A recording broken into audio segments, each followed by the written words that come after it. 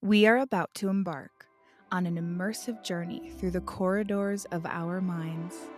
Stand by as we prepare for departure.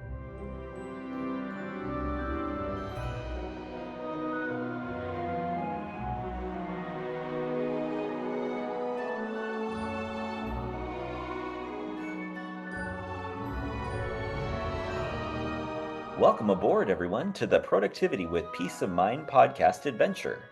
Our journey will begin in just a moment. Inhale deeply and exhale. Our voyage takes us on a captivating tour, diving deep into the intricate layers of our thoughts and imagination. Brace yourselves for the complexities of our evolution. For a safe and enjoyable journey, stay seated, secure your helmet and protective goggles, and keep hands, feet, and legs inside while the ride is moving. Now relax and enjoy.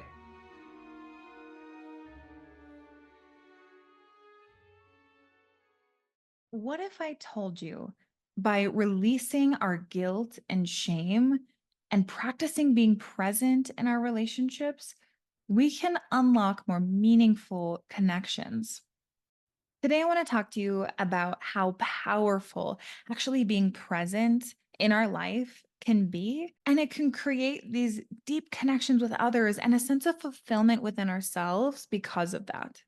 In my own life, being able to release the shame and guilt from everything that I think I've done wrong, which are just thoughts, and refocusing that into gratitude and being present and actually being there with the person in front of me, whoever that is, I'm able to have such a better experience, and so are they. I want to explore with you how guilt and shame can show up in our relationship with others, how we can practice being more present with our family, our partners, our friendships, at work, in every area of our life, and then how to actually let go of some of those negative thoughts and feelings that we're having that's holding us back from true connection, and how powerful really being in the present moment and having that awareness in that within ourselves can be for us. Uncovering and taking a look under the hood at some of these things that we're feeling and some of the shame that we're carrying in our relationships can feel kind of uncomfortable. And I want you to know that you're not alone. I read a book many, many years ago on addiction. I think it was called A Million Little Pieces. And he actually talked about his relationship with his mom as he was getting sober and going through detox. And he felt this rage and anger every time he saw his mom. Even though he loved her and he wanted to be around her, there was those negative feelings from the past and the thoughts that he was having in regards to what it meant now. And he was really struggling to be present. And while that was a very extreme example, I have felt some similar things. So when I spend some time with my family, it was easy for me to feel shameful for being this daughter who has moved to many different states and all over the country. And I've been away a lot. And yes, I visit home and yes, they come and visit me. But those thoughts of I'm a bad daughter, I'm not present enough, I'm not doing enough, a lot of times clouded my experience when I was with my family and I wasn't able to be as present. The same thing went with connections with others and not understanding that the constant thoughts around what they were doing wrong, what I was doing wrong, the constant inner critic giving me this constant negative feedback instead of me taking back the control, I would end up pushing people away or not being able to really connect because I was never fully standing there in front of them. There was always this veil in between us. I think a lot of times people struggle to share some of these feelings that they're having too with their family because either they don't want to burden them or bother them or make them feel a negative way and kind of share that negativity. Or you might feel kind of inadequate, or like if you open up and share this, they're going to think you're weak or they'll judge you for how you're thinking and feeling and showing up. I've been really lucky in having a family where I can openly talk about these things and I can talk to my mom about my own shame of not being a good enough daughter, even though it's not real. That was a thought that I carried for a long time. And I was able to open up and talk with her about that and really say, hey, this is how I'm feeling. and she could share her perspective, and then we could encourage each other going forward on how we both want to show up. And now, not everybody in our family or our friends or our circles or whoever we're connecting with won't always be that person. Understanding who we can go to talk about these things is important, but knowing that we can talk about it. And it is okay to say, hey, here's where I've been struggling. Here's where I think I've fallen short. And here's where I want to show up for you in the future. That is absolutely okay to say. The most impactful way I was able to figure out how to conquer this, especially with my family, was when we did have a trip visiting each other one way or the other, whether they were coming here or I was going there. I shifted my mindset to gratitude and really thinking how thankful I was. I'm so thankful that they're here. I'm so grateful I get this time together. I'm so happy we're getting to have these fun, exciting experiences together and explore this thing or that place or this experience over here.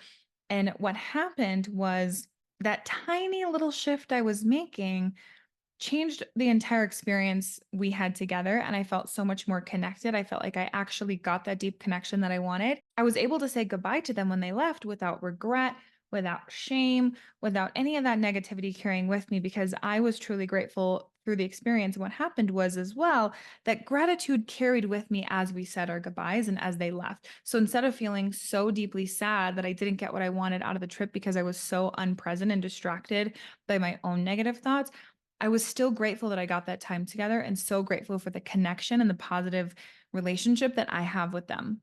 Especially for us perfectionists out there, it's really easy to think about all the things we've done wrong. And for me, it was the years I struggled with alcoholism and living so far away and all of the things that I thought I put my family through. Well, some of that is a true experience.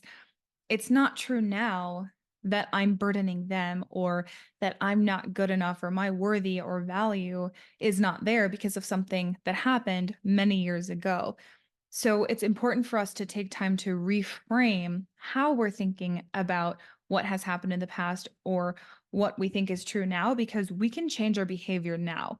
Staying in that space only continues to elongate what happened in the past into the present and future versus just deciding and committing, nope, I'm going to change this now. I'm going to make the change. I'm going to be the change. And this is how I want to show up going forward. And this is what I'm committing to myself and my loved ones. This can also show up in our romantic relationships or partnerships or friendships.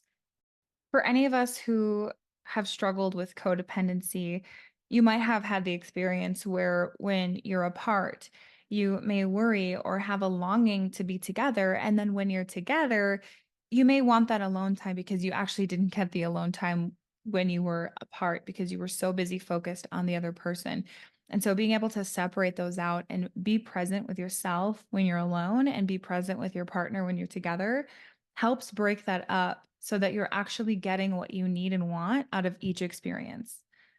When we work on growing and enhancing our intimacy and trust and fulfillment amongst each other and ourselves, and really being more present in our relationships with others, we foster much deeper emotional connections that are so much more meaningful, and we actually feel so much more fulfilled because of that. So, how do we actually release those feelings of guilt or shame or stories we're telling ourselves about what's wrong or what we've done wrong or what the things that have happened in the past mean now? I mentioned gratitude, and that's a huge one. So, really focusing on what is good, what's the good news, what are the good things that are happening, what are the things that are making me happy that I can focus on and shift my attention to. We can spend time journaling and practicing self compassion with ourselves, doing a little bit of self parenting with our own inner child, forgiving ourselves, forgiving our past, forgiving others, not allowing any hurtful behavior to continue if it has happened, but forgiving something if it truly is in the past and it's no longer happening now. And we can acknowledge our own limitations, our own imperfections. We can practice being vulnerable and real in our relationships. We don't have to pretend to be somebody else. And again, when we're trying to meet some fake expectation or unnecessary standard and we try to be someone else or show up as something that we're not, we're also not being present and we're not feeling fulfilled and you're not getting that real connection because you're not being who you actually are. You're not connecting with someone based on who you are. You're connecting with someone based on an idea. We are all human. One of the best things one of my former therapists said to me was, "Welcome to being human. Join me." And this was so profound at the time because I really didn't want to be this messy, imperfect human, but we all are, aren't we? We all have our flaws and it's okay and we're human. And we can learn to accept ourselves and find inner peace that really does improve our relationships with everybody else because what we've done is we've improved our relationship with ourselves. Every moment, every chapter, and everything we've ever gone through is beautiful in its own way. There's always something to learn and always something that we can take from every single piece of it. And the more we practice being present and make this one of our habits, make this one of our foundational behaviors within our own life, the happier we're going to feel, the more fulfillment we get to have, the more joy we see in our life. We don't get to get rid of all the bad. We don't get to get rid of the uncomfortable emotions and the bad things that happen in life, but we get to enjoy the good parts so much better when we release all of this pressure we're putting on ourselves to be perfect and not let anybody down, or if we think we're productive in some way for beating ourselves up for things we've done in the past. It's not helpful. We have the power to let go of all of that heaviness and those negative feelings and thoughts and embrace how rich life can really be living in the present moment and being exactly where you are now in this very moment. So let's continue to look at how shame can show up for us, or guilt, and those negative feelings that we're having about the past or what we think all these things mean.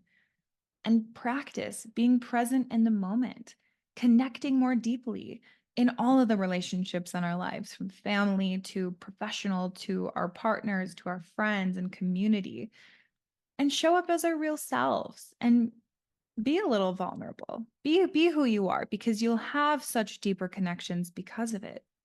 And be patient with ourselves. Be patient with those we love. Let go of the negativity, let go of the heaviness. Embrace where we are now and what we have now and who we are now. Let's embrace the power of presence together.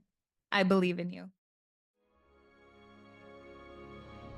Thank you for braving the inside of your mind with me. The better we understand ourselves, the more deeply we understand the world, and as our awareness grows, life just gets better and better. If you've enjoyed this episode, please take a moment to leave a review and share this with anyone else you think could benefit from listening. A quick reminder that the content shared in this podcast is for informational purposes only. I am not a licensed therapist, and the discussions here are not a substitute for professional advice. If you're dealing with a specific issue or need personalized guidance, please consult with a qualified professional. Your well-being is important, and this podcast is simply a platform for sharing insights and experiences. I appreciate you spending this time with me. Until next time.